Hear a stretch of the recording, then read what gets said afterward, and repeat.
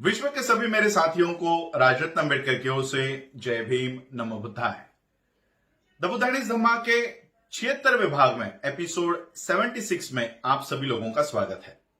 हम लोग द बुद्धाइज धम्मा के बुक 4 का अध्ययन कर रहे हैं। बुक 4 का टाइटल है रिलीजन एंड धम्म, यानी धर्म और धम्म। इस बुक 4 के 4 पार्ट्स हैं। हम लोगों ने पार्ट 1, जिसका नाम भी रिलीजन एंड धम्म ही था, हम लोगों ने वो पार्ट कंप्लीट कर दिया है और पार्ट 2 का अध्ययन हम लोग कर रहे हैं। पार्ट 2 का जो टाइटल है, जो शीर्षक है, वो शीर्षक है कि how similarities in terminology conceal fundamental differences.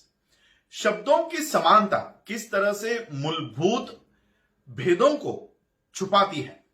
तो ये पार्ट 2 का अध्ययन हम लोग कर रहे हैं। ये पार्ट 2 4 सेक्शंस में बटा हुआ है। पहला सेक्शन रीबर्थ यानी पुनर्जन्म, उसके ऊपर हम लोगों ने अध्ययन किया है और आज से हम सेक्शन 2 की शुरुआत करने जा रहे हैं। सेक्शन 2 का टाइटल है कर्मा। कर्मा हिंदी में हम इसे कर्म कहेंगे और सेक्शन 2 3 चैप्टर्स में बटा हुआ है। तो आज हम इसके पहले चैप्टर का अध्ययन करेंगे। पहले चैप्टर का टाइटल है Is the Buddhist doctrine of karma similar to Brahmanic doctrine of karma? Is the Buddhist doctrine of karma the same as the Brahmanic doctrine? Hindi में इसे हम लोग अनुवाद करेंगे। क्या तथागत बुद्ध का कर्म का सिद्धांत ब्राह्मणवाद के या ब्राह्मणों के कर्म के सिद्धांत के समान है? क्या वो एक ही है? तो चलिए इस चैप्टर की शुरुआत करते हैं। डॉक्टर बाबा साहब अम्बेडकर लिखते हैं कि बुद्ध के धम्म में ऐसा कोई सिद्धांत नहीं होगा, ऐसा कोई सिद्धांत नहीं होगा जिसने इतना भ्रम पैदा किया हो जितना भ्रम इस कर्म के सिद्धांत ने किया है। बुद्ध के धम्म में कर्म का क्या स्थान है और क्या महत्व है, यह हम पहले ही देख चुके हैं, पहले ही जान चुके हैं। अनभिज्ञ हिंदू नासमझी के कारण केवल शब्दों की समानता की तुलना करके बौद्ध धर्म ब्राह्मणवाद या हिंदू धर्म के समान है ऐसा प्रचार करते हैं। ब्राह्मणों का शिक्षित वर्ग और रूढ़िवादी वर्ग भी यही करता है और अज्ञानी जनता को गुमराह करने का काम ये जानबूझकर करता है।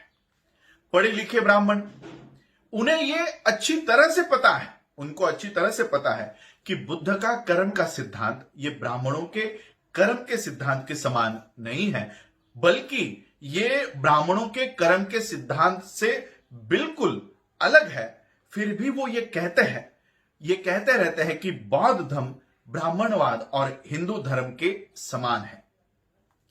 शब्दावली की ये समानता उन्हें अपने झूठ और दुर्भावनापूर्ण प्रचार के लिए सहायता करती है। इसलिए स्थिति की बारीकी से जांच करना जरूरी है।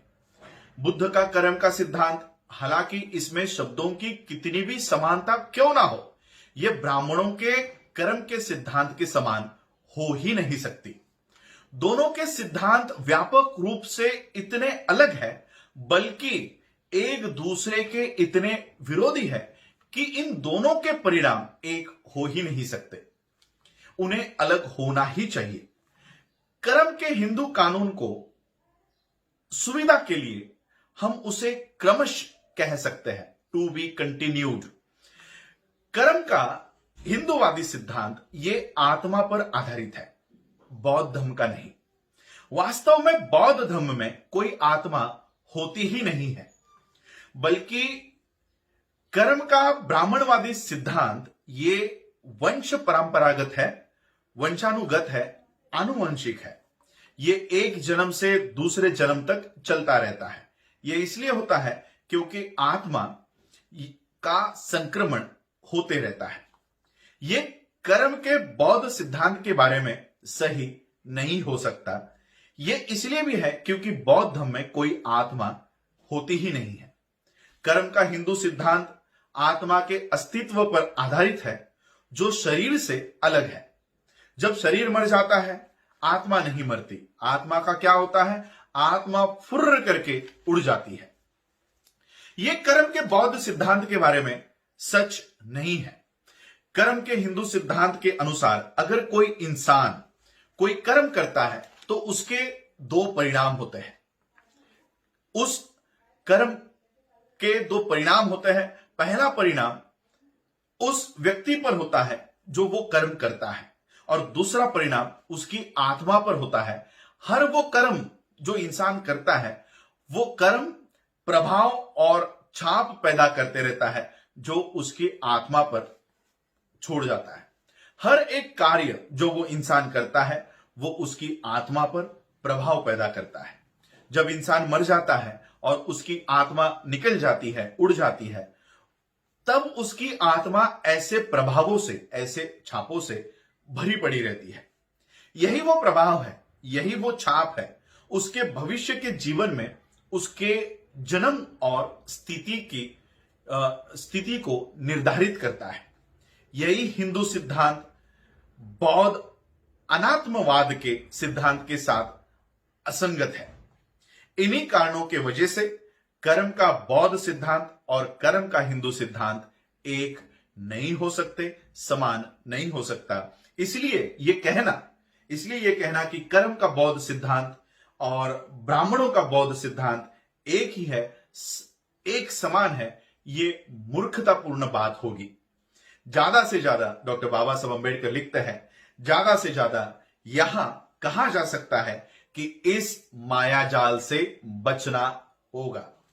और यही है कर्म का सिद्धांत।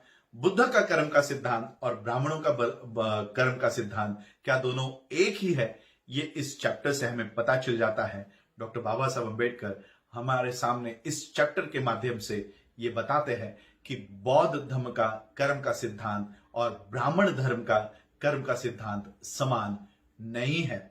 आज आप लोगों ने मुझे सुना, उसके लिए आप सभी लोगों का आभार, धन्यवाद। जय भीम, जय भारत, जय बुद्ध।